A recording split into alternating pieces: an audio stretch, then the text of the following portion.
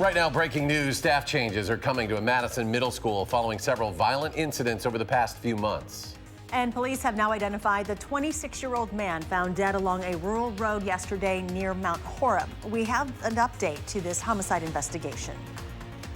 From the Channel3000.com Alert Center, this is News 3 Now at 6. We are following breaking news now at 6 after a number of incidents this school year. Administrative changes are coming at Jefferson Middle School. Former East High School principal Mary Kelly will take over for Principal Tequila Kurth, who is choosing to take an extended leave of absence. Madeline O'Neill has been following the story and joins us now with more. Charlotte and Eric, we're learning tonight the school is putting together a transition and support plan with staff meeting today to discuss the changes. The district tells us interim principal Mary Kelly will work closely with assistant principal Larry Love. The district spokesperson was unable to say why Kurth is taking leave, if they're on the hunt for a permanent replacement, or speak to the current climate of the school. But he could say that they're excited for what Kelly will bring to the table. I really think it's a great opportunity to sort of, if there is a culture issue there, to reset it and move forward. And that really was the message at this meeting, was just moving forward and doing what's best for our students. This announcement comes after a number of incidents involving Jefferson Middle School students so far this school year, including most recently yesterday when a student was taken to the hospital with a concussion after being punched by a classmate. And in December, a student was accused of shooting two classmates with a BB gun as they were getting off of the school bus. Now, News 3 Now first reported that accused student previously threatened to shoot up the school and, quote, kill everyone in September, according to district documents.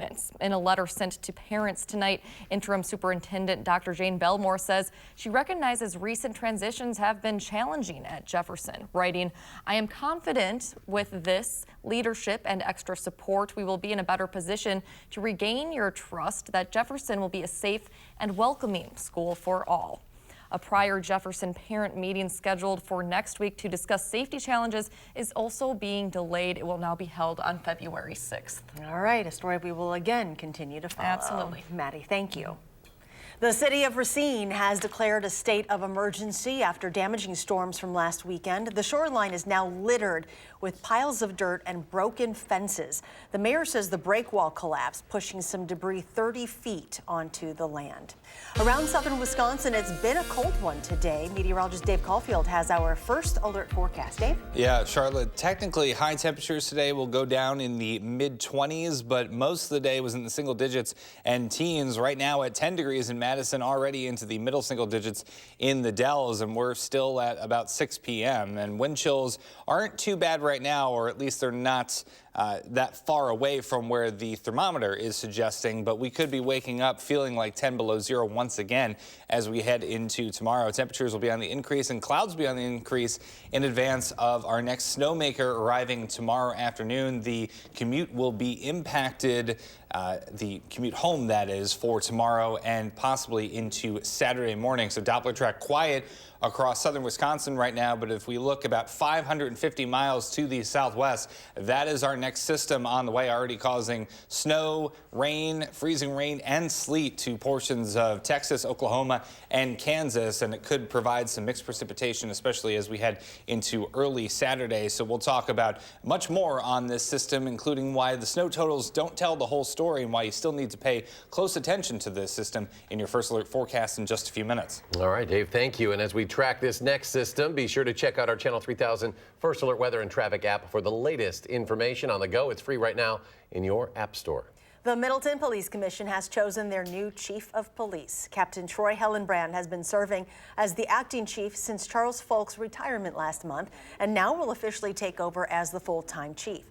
Hellenbrand beat out two other finalists for the position and was officially announced this afternoon. I'm honored and excited and a little nervous to lead such an amazing group of men and women who are comprised of the Middleton Police Department, some who are behind me. The dedication and hard work of all the members of this agency is why the police department is a special and unique place to work. The police commission says Hellenbrand has served the community for more than 20 years as a patrol officer, school resource officer, detective, and administrative captain, and was also one of the first to arrive on the scene of the workplace shooting in 2018. His promotion will be finalized next week. More breaking news tonight. The Dane County Medical Examiner has identified the runner killed near Mount Horeb yesterday. Now the sheriff's office wants your help with the case, which began as a hit and run. Amy Reed joins us now with what we know so far. Amy? Up until the autopsy started, the Dane County Sheriff's Office thought the 26-year-old was killed by a driver. Now these preliminary results show his death was not the result of a motor vehicle crash. Dane County deputies keep their posts filled. The scene they thought was a hit and run of a jogger killed in the middle of the day is now being investigated as a homicide. An autopsy this morning began to show the cause of death was not a motor vehicle crash, instead homicidal violence. The victim has been identified as 26-year-old Nicholas Day, who witnesses saw running near here between 12:45 and 1:15 in the afternoon. Detectives are talking to those that live near here and might have seen more. Based on some information we got early this morning, we're looking at different avenues, and our goal right now is just to get the public to call with any kind of tips or information they can to help us with this investigation. The area of interest is on County Highway JG, just south of Burgum Road. With the case changing in the course of a day and the area being more remote, the sheriff's office hopes those tips from the public will result in a lead.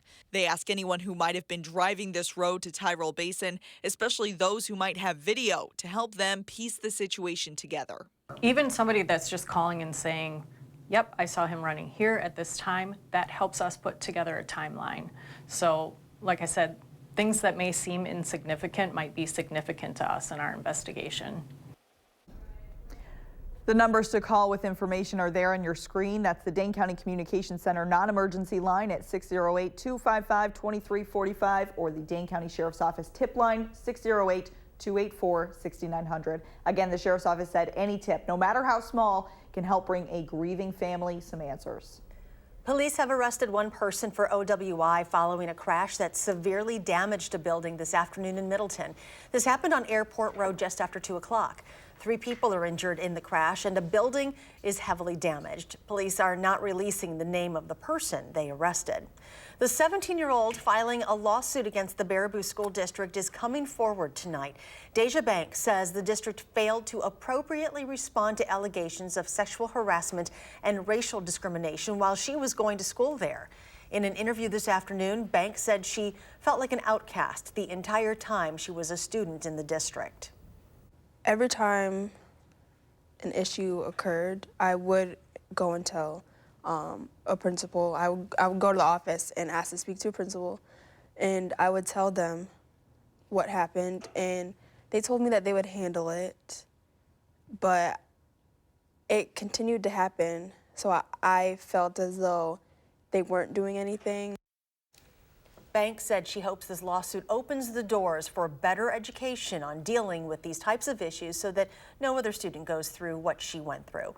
The school district says they have not yet been served with that lawsuit and would not comment on it until they get legal advice. Tonight, Beloit School District Board is meeting to discuss the potential resignation of Superintendent Dr. Stanley Monroe. 2 top administrators recently filed a complaint against Dr. Monroe, claiming the superintendent berated and retaliated against staff, according to the Beloit Daily News. Our Gabriella Becerra will provide us with more details from that meeting tonight on News 3 Now at 10. The TSA says it stopped 24 handguns at Wisconsin airports in 2019. That's an increase from the previous year. The state's numbers mirrored a national trend. The report says officers across the country caught more than 4,400 firearms at checkpoints last year.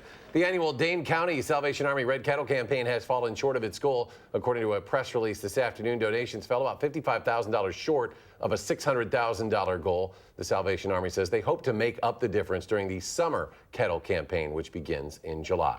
Senator Bernie Sanders is getting some support from a Wisconsin lawmaker. Democratic Representative Mark Pocan announced his endorsement today. He didn't endorse anyone in 2016. Congressman Pocan says he feels a connection with Sanders and thinks he's the best positioned to win Wisconsin and defeat President Trump.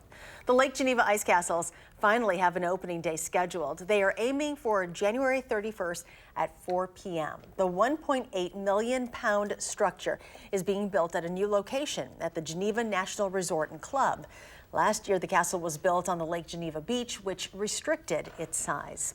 Still to come at 6, your updated forecast as we keep an eye on the weather for tomorrow and this weekend. But first, a special send-off for some Wisconsin National Guard soldiers on their way now to the Middle East. We'll have that story just ahead. Stay with us.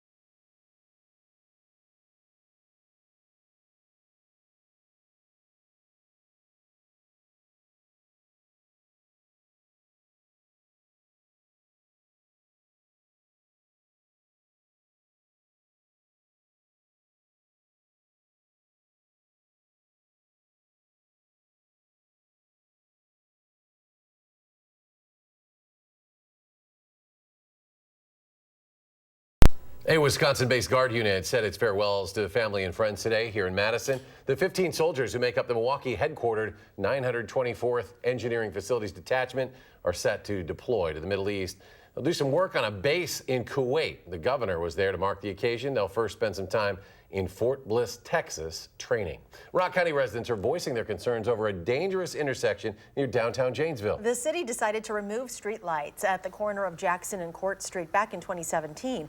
But in the first full year since they've been taken out, the street has had nearly 30 accidents in a 3-block stretch. Crash victims say they want to see a change. If something does change, I really worry about people. You know, what is it going to take? Somebody dying on the intersection? That could have been me if I hadn't been wearing a seatbelt. Tonight on News 3 Now at 10, Rock County reporter Adam Duxter is presenting crash data to city engineers who have plans to remove even more traffic lights. It's not hard to imagine it's been a busy time for cheeseheads across the country. Not just the fans we're talking about, but the headpieces themselves. Ralph Bruno invented the oversized yellow wedge back in 1987. He made it from his mother's couch stuffing, and it has become a popular headpiece, of course. He says sales always pick up when the Packers play well, so sales should be brisk this week with the Packers taking on the San Francisco 49ers in Sunday's NFC Championship game. It's a pride thing for not just people from Wisconsin, but it's a Midwest thing, and it's a way to, for people to get attention in a positive way.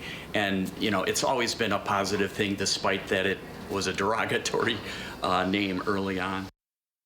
He says he doesn't know exactly how many have been sold, but it's enough, he says, to line cheeseheads from New York to the West Coast. And be sure to stay with News 3 Now through the weekend. Melissa Kim and Adam Duxter are on their way to San Francisco as we speak, and they'll have live coverage from the NFC Championship game starting tomorrow. And still to come tonight at 6. First, the first time this winter season that Lake Mendota is now officially frozen over. We'll tell you how it compares to years past. And later, we are keeping an eye on tomorrow and this weekend as another winter storm moves into the area. Meteorologist Dave Caulfield has our first alert forecast next.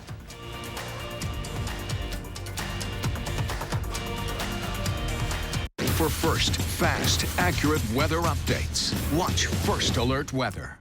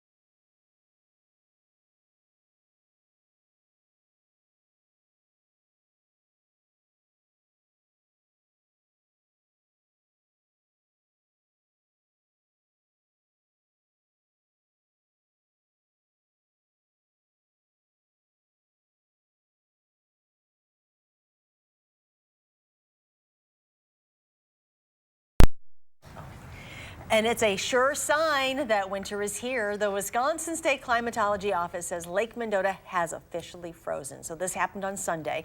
They say January 12th is 2 days after last year's second freeze date. The median freeze date for Lake Mendota is December 20th, but the warm December and start of January delayed things this year.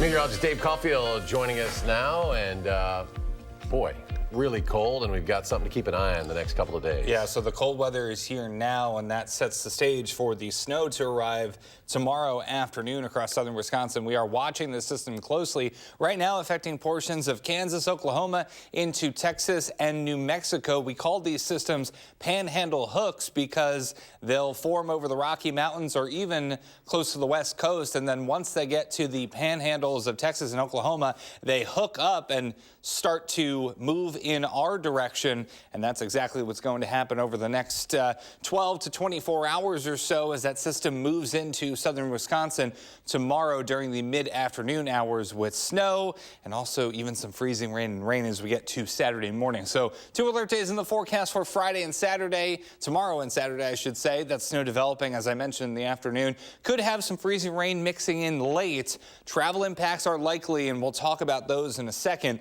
On Saturday, any mixed precipitation should change back to snow, and total snow accumulations about 3 to 6 inches. And if you're thinking to yourself, yeah, that's snow, but that's not a ton of snow, you're right. But the snow totals in this scenario are actually not the biggest story. It's going to be the impacts on Friday night and early Saturday morning from some very strong gusty winds that will be coming through with the snow. So winter weather advisories for all of us across southern Wisconsin. A little bit more snow expected to our north and west.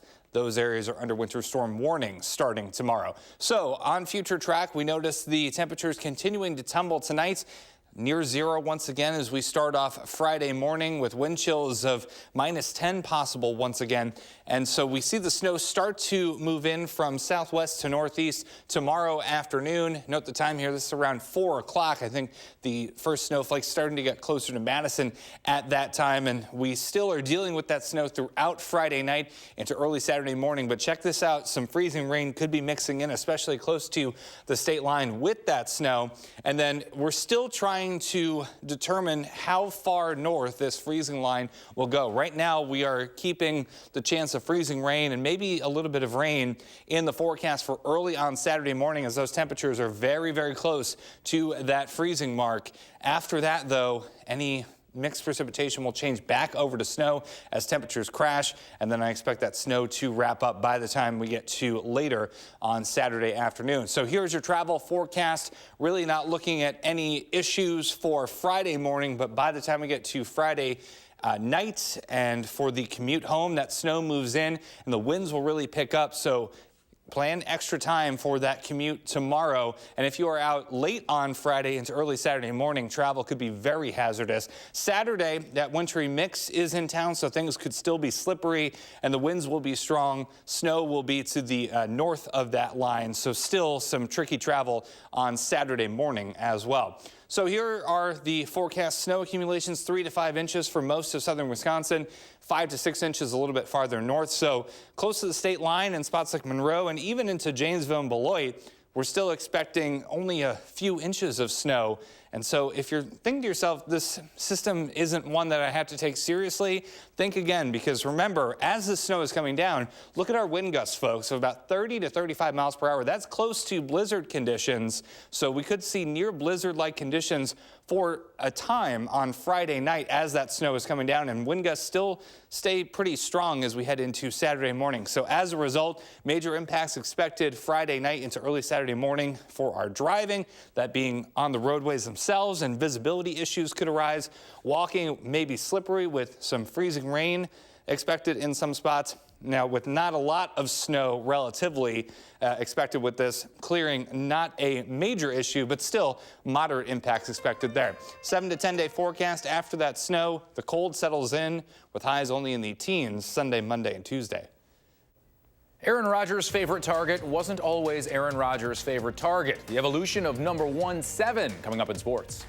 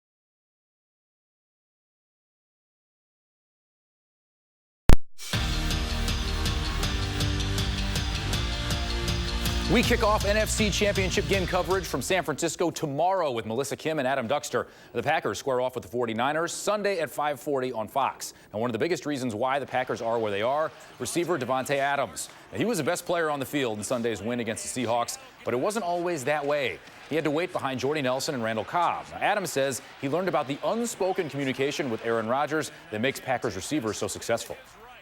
I talked to Jordy about it a lot, too, and it was really nothing that he could tell me because he's like, it's just a feel, bro. Honestly, you start understanding, you start getting used to the ways that Aaron rolls, you know, the tempo. So, you know, there's times where you're going to stay on the move. There's times where you're going to stop and find a hole. And, you know, like I said, again, with the body language, speaking with flashing hands, different things like that, that you can only get through the reps. The last time the Packers and 49ers played, tight end George Kittle was a bit of an issue for the Packers defense. By that, I mean 6 catches for 129 yards and a touchdown. So you don't have to ask Green Bay about game planning for San Francisco's top receiver and one of the best tight ends in the league. You know, what's so impressive about George is he doesn't only do it in the pass game. He is so efficient in the run game. I think he's the most complete tight end in the National Football League. I love watching this guy play. Just the emotion he plays with, the energy. So he's a big part of that offense, a big part of that football team. Micah Potter's too nice of a guy to call his return to the court a revenge tour, but he's been playing like it. The junior transfers played 7 games since returning from NCAA transfer portal purgatory after he came to Madison from Ohio State. Potter's averaging 17 points over his last 3 games and is a big reason why the Badgers have 3 straight wins over ranked teams. Says Potter, he and his teammates still have a lot to prove this young Big Ten season. We're still finding ourselves. I mean, I think that's the beauty of this team too, is we're so balanced that, you know, certain guys may not have great games, but other guys step up. And so we haven't had everyone firing on all cylinders yet. And, sometimes that happens, sometimes that doesn't. But we still have a lot to prove, and we still have a lot of growth to happen. Mets manager Carlos Beltran never lost a game as Mets manager because he never managed a game as Mets manager. Hired this offseason, Beltran and the team parting ways in the wake of the Astros sign-stealing investigation. Beltran won the 2017 World Series as a player with the Stros. He's one of 4 individuals named in Commissioner Rob Manfred's report. All 4 are now out of work. The Astros, Red Sox, and Mets all looking for a manager. If you were thinking about breaking the Guinness Book of World Records for biggest gathering of people wearing tricorn hats, rethink it. George Washington University handed out 3,000 of them for last night's game against George Mason. GW's the Colonials, Mason the Patriots, so both have the tricorn hat in their mascot. They should do it every game because George Washington won the game. And some styles are timeless. I think there was like a time. The tricorn, I think time is over. There's been time for the tricorn hat because I don't see many outside these days. No, not so much. Yeah, not so much. And they wouldn't help. They don't have earmuffs. Keeping you warm enough in this stuff. Yeah, they're not going to help in the snow coming tomorrow. We have alert days in the forecast Friday and Saturday. That snow moves in Friday afternoon. The worst conditions will be Friday night when that wind gusts of about 35 miles per hour. All right, Dave, thanks. Thanks for joining us for News 3 Now at 6. Have a great evening, and we'll see you back here at 10.